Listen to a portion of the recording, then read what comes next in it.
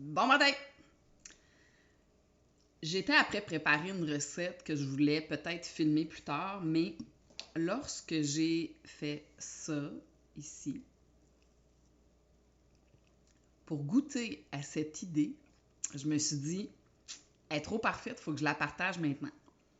Donc, ça c'est le résultat final, toujours avec la même base. Une demi-tasse de quelque chose qui vous tente pour faire votre lait végétal.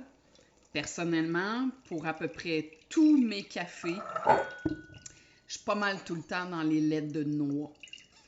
Donc, je fais d'autres sortes de lait pour d'autres raisons, mais dans la série des cafés, celui que j'ai testé la semaine passée et celui que j'ai testé là maintenant. Ben là, ce matin, ce que je vais faire, je vais vous parler de la recette d'aujourd'hui. Donc, on va essayer de faire des petites vidéos de 5 minutes max. Ça, c'est la finale. Donc, quand on a fini de le brasser dans notre litre de blender, j'ai un filtre à café avec lequel je filtre ma potion magique. Et le résultat est un petit peu vert ce matin. Pourquoi c'est vert ce matin? Parce que l'idée de fond ce matin était pas traditionnelle, mettons. Moi, j'aime ça, les affaires funky, les petites recettes un petit peu qui sortent de l'ordinaire. Alors, gardez en tête tout le temps, quand vous suivez ma chaîne, j'écrirai pas les recettes. Puis, je fais ça simple puis pas compliqué.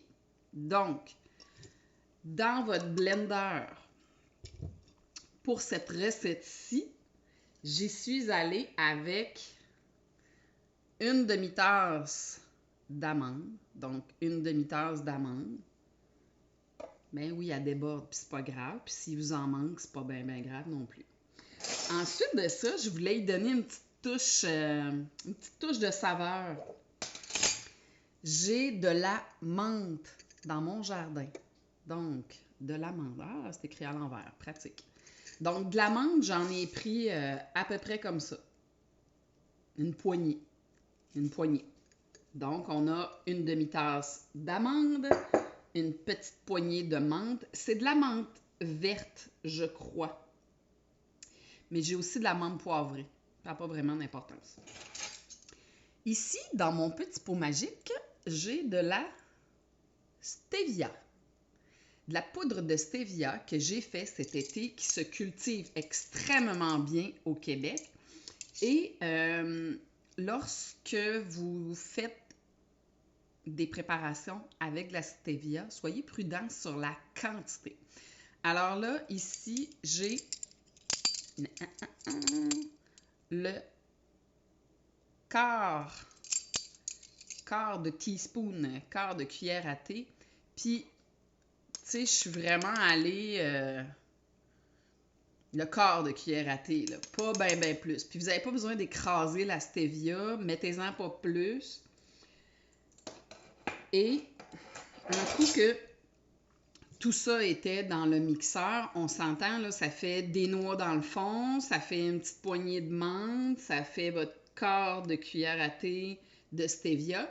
Puis, je me rends toujours jusqu'à 1 litre d'eau. 1 litre d'eau, un petit peu plus, là, parce que mon oyster, des fois, il peut déborder. Donc, 1 litre d'eau. Et 2 minutes.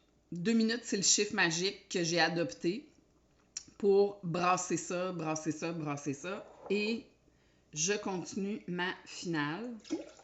Il y en a un petit peu qui s'est filtré toute seule. Je continue ma finale en filtrant tout ça. Puis, pour rentrer dans mon petit 5 minutes, pas trop écœurer le monde, je veux juste vous montrer ce qui reste. C'est de l'okra. L'okra ou de l'okara, je m'en souviens pas. Je vais probablement m'en avoir vraiment le bon mot. Et tout ça, je mets ça dans des petits pots. Je m'en sers dans mes muffins. Je ferai une autre série pour les muffins dans lesquels on passe tous les okras qui restent. Quand vous avez terminé, mettez-les dans le congélateur. C'est le secret pour pouvoir les réutiliser dans les muffins. Alors, je vais aller savourer mon latte avec menthe et stevia ce matin. C'est succulent. Bonne journée!